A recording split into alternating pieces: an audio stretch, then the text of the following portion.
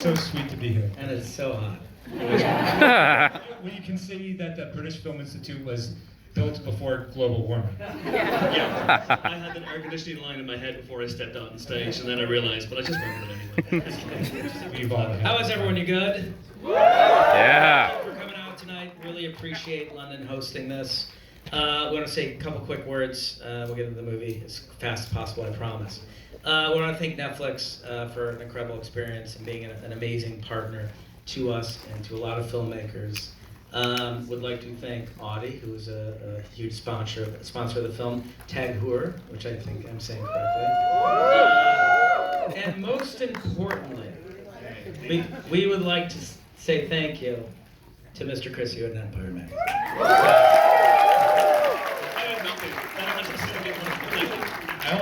I want to give a special, offer some special gratitude to the British Film Institute. Joe and I were both students in England when we were about 19 years It old. was a lot cooler. And I was in London, and that was a period of my life where film was really sort of speaking to me in a very powerful way. And the British Film Institute, I had some amazing experiences here. So to be able to present this movie here to you tonight is really very, very special. And just thank you for this amazing facility. Yeah. We've got some friends with us. We're going to introduce some friends. A longtime collaborator of ours. We've done many, many movies together. Mr. Christopher Marcus.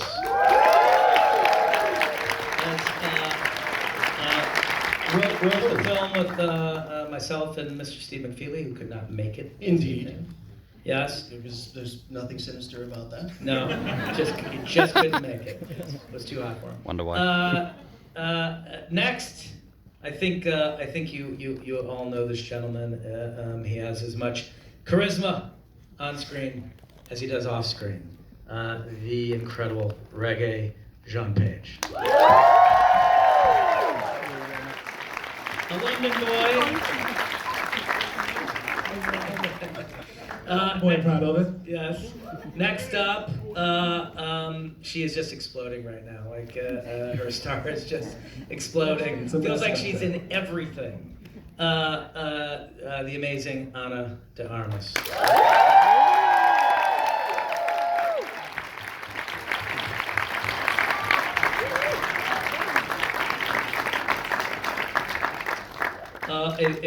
A very dear friend of ours who we've worked with for the better part of a decade, who unfortunately, I think, until he dies, will have people screaming on the street, "Hey, America's ass!"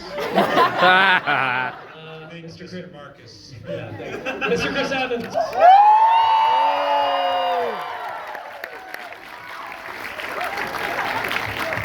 And last but not least, a true actor's actor. We've been obsessed with him for 2 decades, and finally, just like everyone else, finally got the opportunity to work with him on The Gray Man. We're very grateful that he agreed to do this movie with us. The Gray Man himself, Mr. Ryan Gosling.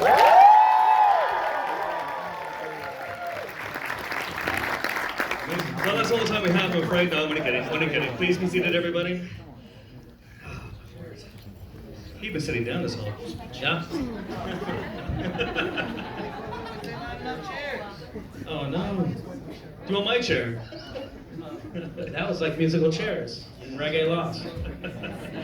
So I'm gonna ask each a question. I'm gonna start Yeah. with you, Joe and Anthony. This is a film. This is a book by Mark Reedy that you have been circling, to use Hollywood parlance, for years. Why did you stick with this? What was it about The Gray Man that made you stick with it? It was an incredible read. I mean, it was a really propulsive novel. It was big. It was action and excess. My brother and I left excess as entertainment. It just leaped off the page. It demanded to be translated to the screen. We did a draft of it while we were working on Captain America: Winter Soldier. We had no idea whether we were going to continue with Marvel or not. Ended up doing 3 more movies for them, and then once we finished Endgame, started our own company called Agbo, bought the rights back from Sony for The Gray Man, and here we are. Very exciting. and Chris, Chris Marcus, that is, not us, in terms So of less exciting. It's Chris Marcus and America's ass. Just, I'll make it easier. I'm an international I'm ass. sorry. I've never asked this question before, but was it you or Steve McFeely who wrote the words "America's ass"? I definitely typed them. I'm You have the answer. Well, but I think you gotta acknowledge Paul Rudd as me. Yes, You know what I I mean- mean? It's just words on a page till Paul Rudd. gets So it. true. That's all it is, just words. Was it on a Rudd's page. pitch? No, Rudd says it first, Oh, yeah. then Yeah. he repeats it, and Yeah. Yeah. now you all repeat it. Thank God for those words on a page. But Mr. Christopher Marcus, Yes, so sir. in the act of adapting this book, Mm. it's not simply a case of going to final draft and going press the adapt button. What were the biggest challenges of, or maybe it is, I don't know. It is. It is. They Oh, have a that's button it. now. Okay, great. It's really very easy. What were the big Um, challenges for you? Well, it's keeping the action up, but not letting the action overwhelm the characters. So you always want to keep your eye on these people, even as things explode around them. You want to know what's going on inside them, and it can get confusing sometimes.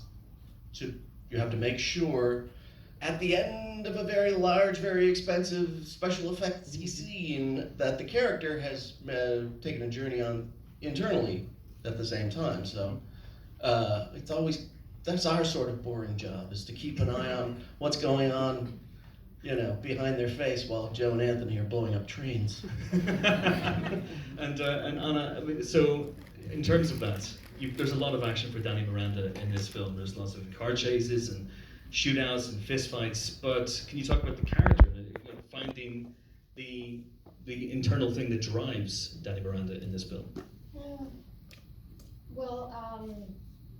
The action and having the experience of all the training I did and learning how to manipulate all the weapons and the military advices from our trainer, and also talking to a CIA agent, that informed me a little bit about how to handle a mission that goes out of control. And Danny Miranda, I think, is a woman of a few words, very intelligent, 3 steps ahead of everything, and she's just trying to navigate the situation. Nothing goes as planned, and the people that she's supposed to trust cannot be trusted. No one has her back, and the person that she's kind of like forced to team up with, she doesn't know at all, and she has to build that trust and figure out how to do the right thing. So that's kind of like what's going on with her in the movie. Amazing. And that, of course, is Ryan's Sierra 6. Meanwhile, you're being chased down by Lloyd Hansen, played by Chris Evans. Hello, sir. Now, this man, Lloyd Hansen, honestly, you're going to have so much fun with him, is a character that is, I would say, the antithesis of the character that you have played in the past with these sweet gentlemen here. Was that part of the appeal? Yeah, sure. Excuse me, absolutely. I mean, it's part of the fun of the job we do, kind of pursuing the variety of whatever your creative appetite pushes you towards. But honestly, I would do anything with the Russos if they asked me to do anything. They're great storytellers. I've been a part of movies that are you have great roles, maybe great scripts, but unless you have a good storyteller, it might not come together. So for me, when Joe and Anthony called, I answered. And did it say moustache in the script? I have to ask for moustache. I have to. Yeah. Well, you try and imagine what the guy's like in his home. Well, I mean, you haven't seen the film yet, but you imagine that he has a very quotidian approach to his life. I imagine his apartment is very minimalist, and he makes his bed, he has his coffee, and he trims his mustache. And there's a regimen, there's a routine to someone like him. So the mustache, again, it's all it's character building.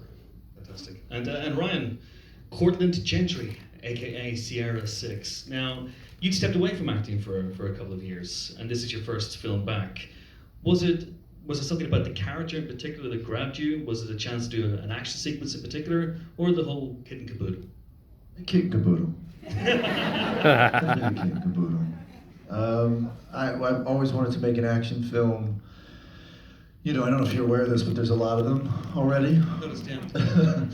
And so I wanted, you know, if I was going to do it, to have a, you know, since I'm new to it, to have the best team. I mean, you couldn't work with a better cast than this. You couldn't work with better directors. So it was all teed up. And then this character was just really, I thought, you know, he was interesting. He's kind of an analog hero in a digital world. You know, he doesn't have any cool gadgets or cool cars. Don't leave. Something to sell, but you're already here. But you know, he gets by on grit and Skittles, and Skittles. He's kind of beats to his own drum.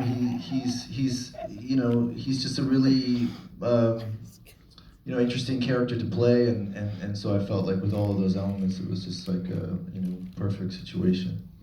I can really relate to the Skittles part. Everything else, I just kind of like, I can't do. Skittles. But Skittles, yes. You have a please. Skittles problem. This is an intervention. Yeah. Does anyone have any Skittles, by the way? CCK does. And Reggie, Anna said something there really interesting about like talking to a CIA agent as preparation for the role. Now you're playing Denny Carmichael, who is a high-ranking CIA official who may or may not be slightly dodgy. So can Definitely dodgy, man. Can you call up blindly Virginia and go, I'd like to shadow someone who may be slightly dodgy? How do you research a character like this? I think the discovery in this movie is that I can't do that, but apparently the mafia of the Russos can. And they did. So they put us in touch with a contact in the CIA who, for obvious reasons, will remain nameless. And we had the odd signal chat, and we talked with disappearing messages that may or may not explode. And we talked about what it would take for someone like Denny to rise to the position that he's risen to in the time that he's risen to that. And that would be someone who is so insanely focused, so hyper-focused to the point of complete sociopathy. And so I kind of mostly just built the character around that core, and everything else came with it. I didn't get to the moustache first because that was our new way of objectifying Mr. Evans, which is everyone's favorite hobby. But beyond that, it's just kind of leaning into how delightful it can be to not be restrained by a conscience. And I think that's what kind of the folks on the darker side of the grey moral universe that we're in this movie lean into. I think you're really genuinely in for a treat with this villain over here. It's a ride. And Joan, I think we'll finish off with you. There are about, I counted, 617 action scenes in this movie. 618. 618. Jesus. That's all. Okay, that's good. Last night. What was the most challenging? What was the most difficult? I'm going to guess the Prague sequence, but you may have another answer. No, you look at, they were all very challenging because the challenge of the movie was, the concept of the film was a gauntlet that the characters and the audience would run from beginning to end. And so with that structure, the challenge was how many sequences we were creating to make the film satisfying on that level. That was a big challenge to all of us, making all of them unique and individual and very specific to character and very specific to story. But to get back to your question, if I had to answer like a single sequence, that Prague sequence was very special. Again, I don't want to tell you too much about it. You're about to watch it, but it's the city of Prague. We could have pulled that off without the entire team being completely focused on it. The city of Prague being completely supportive and giving us access to their beautiful city. It was really challenging. It involved thousands of people and an enormous amount of time. And the city of Prague is now in ruins, I believe. Is this correct? You just destroyed the city of Prague. Were they? No. Everything you see that's destroyed is a fake city of Prague. Oh, okay. The city of Prague is intact and healthy, thank God. Everything that's destroyed was fabricated. We built a Prague and then destroyed it. Amazing. Are there Skittles in the city of Prague? Because I'm going there immediately after this. On that note, that is all the time we have, I'm afraid, guys. Thank you so much indeed. Please give it up once again for our incredible